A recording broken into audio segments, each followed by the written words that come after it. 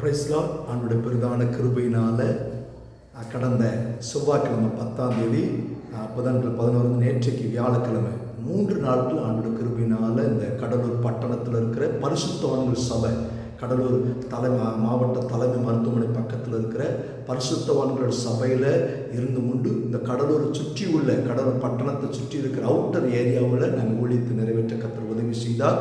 இந்த கடலூர் மாவட்டம் ஒரு விசேஷமான ஒரு மாவட்டம். எப்படி அப்படின்னா, அந்த நாட்கள் ஆரம்ப கால லுத்தரன் மிஷினரிகள் தரங்கம்பாடியிலிருந்து பல மிஷினரிகள் இந்த கடலூர் பட்டணத்துக்குள்ளேருந்து ஊழியத்தை நிறைவேற்றிருக்கிறாங்க. பல சபைகளை ஸ்தாபித்திருக்கிறாங்க. பாருங்கள், பெரிய காரியங்களெல்லாம் செய்திருக்கிறாங்க இந்த கடலூர் அந்த பட்டணத்துக்குள்ளே.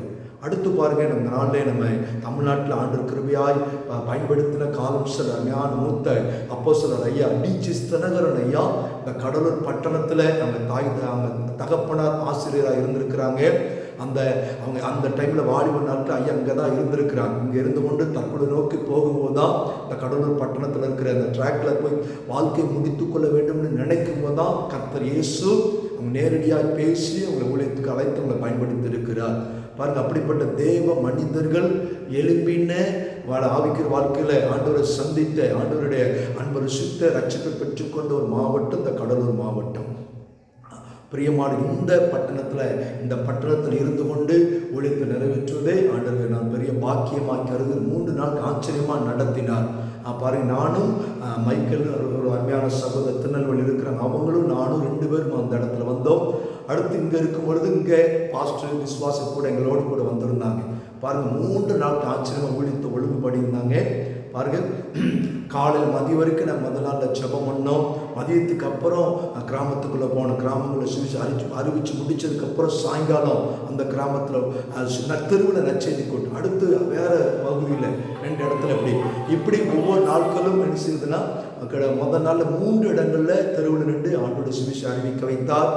2வது நாளில் பாருங்கள், காலையிலே நாங்கள் கிராமத்தை ஊழியத்தை நிறைவேற்றி அடுத்து சர்ச்சில் ஜெபம் நடந்துட்டு இருந்துச்சு. சர்ச்சில் ஜெபம் பண்ணோம்.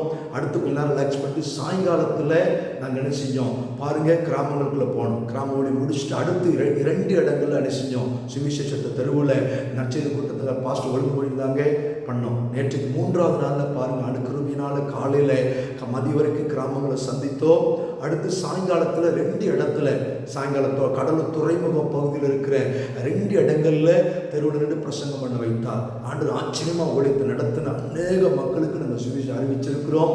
ஆண்டு கிருபையினால் தடையில்லாமல் அந்த ஊழியத்தை ஆண்டு நிறைவேற்ற வைத்தார். இந்த ஊழியங்களுக்காக ஜெபித்துக் கொள்ளுங்க. நாங்கள் வசனத்தை விதைத்திருக்கிறோம். அருமையான பாஸ்டர் பால்ராம் அவங்க ஊழியத்தை நல்ல அருமையாக செய்துவிட்டு இருக்கிறாங்க. ரொம்ப கிட்டத்தட்ட ஒரு 21 இடத்துல அவங்க என்ன செய்கிறாங்க, 21 இடங்களில் அங்காங்கே ஜெபக்குழு நடத்தி வொர்ஷிப் பண்ணிட்டு இருக்கிறாங்க. நடத்தலாம் ஆழம் எழும்பணும்னு சொல்லி இங்கே ஜெபித்துக் கொள்ளுங்க. நாங்கள் விதைத்த வசனங்கள் பலன் கொடுக்கணும். ஏன் நான் சொல்றேன்னா, பாருங்கள், நாங்கள் தெருவில் இருந்து பிரசங்கம் பண்ணும்போது 20 பேர் 25 பேர் வருவாங்க. பாருங்கள், எனக்கு இந்த மாதிரி தெருவிலிருந்து பிரசங்கம் பண்ணுறவங்களுக்கு தான் பின்னாட்கள் ஆண்டு பெரிய பெரிய காரியங்கள் சாதிக்க வைத்திருக்கிறார். இந்த வீடியோ பார்க்க யாராக இருக்கலாம், நீங்கள் ஆண்டு இருக்கா தெருவிலிருந்து இறங்கி வாங்க, சுவிசேஷத்தை கிராமங்களுக்குள்ள பிரசங்கம் பண்ணுங்க, மக்கள்கிட்ட பேசுங்க. கர்த்தர் என்ன செய்வார், ஆச்சரியமாக நடத்துவார். இந்த 3 நாள் ஊழியங்களுக்காக செபித்த உங்கள் ஒவ்வொருவரையும் கர்த்தர் தாமே ஆசீர்வதிப்பாராக. கர்த்தருக்கே மகிமை உண்டாவதாக. ஆமென்.